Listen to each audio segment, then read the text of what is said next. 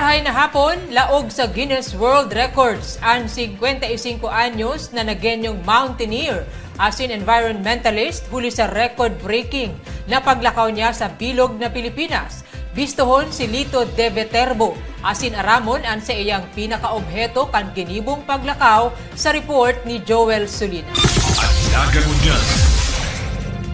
Actually, primary to the walk was the advocacy to promote environmental awareness. So that's the main theme of my walk across the Philippines. So across the Philippines, I was teaching Leave No Trace principles. Leave No Trace is a set of guidelines that allows us to enjoy the outdoors responsibly. We minimize the impacts to the environment. So yun yung naging tema ng aking paglalakad. And at the same time, habang ginagawa yon, I was gunning for a Guinness record. Parte ni kang naging istorya sa eksperyensya ni Mr. Lito de Viterbo sa rong 55 anyos na nagenyong mountaineer na binagbisto kang Guinness Book of World Records uli sa ginibukay ng pinakamarikas na pagbaklay sa bilog na nasyon sa paagi sa naning paglakaw. Nagpoon kang sa iyang 147 days journey ning paglakaw si de Viterbo sa Maira-ira, Pagudpud, Ilocos Norte.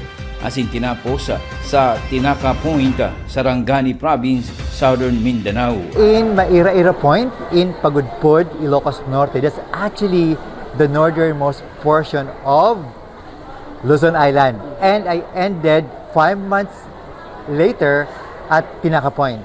That's in Tinaca, near Tinaca Beach in the town of Glan, province of Sarangani. So I completed this one in 5 months. Exactly 147 days, 1 hour, 39 minutes, and 53 seconds. Lunes matapos ang naging triumpo, nagkortesiya si Mr. de Viterbo sa City Hall asin nakipaghampangan kay Alcalde Leni Robredo. Sinabi ni Alcalde Leni Robredo, nakaka-proud na sarong Bicolano asin Nagueño ang naibugtakang ngaran sa Guinness Book of World Records. Asin pinagtaunan ng pagsaludar asin pasasalamat si Mr. de Viterbo. Aram tabaga bago ka maka-achieve ning Guinness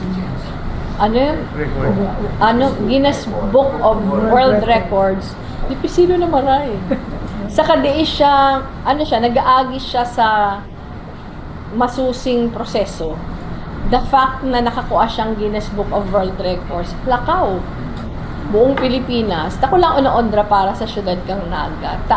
Ang tumay memory, mayo pang ibang may Guinness Book of World Records na title digdi sa tuya. So dako lang ono bagay dahil siya born and bred in Naga. Para sa Nagangunyan, Joel Solina. Nagangunyan. 49 days to go, Christmas na. Ika ako, kita ang Naga. Ang tabayan ng iba pang impormasyong may kinaaraman sa Lambang Nagueño. Ang Nagangunyan, sa ngaran kan sa Kuyang Pag-iriba, ako si Riza Mostar Santos. Diyos babalos.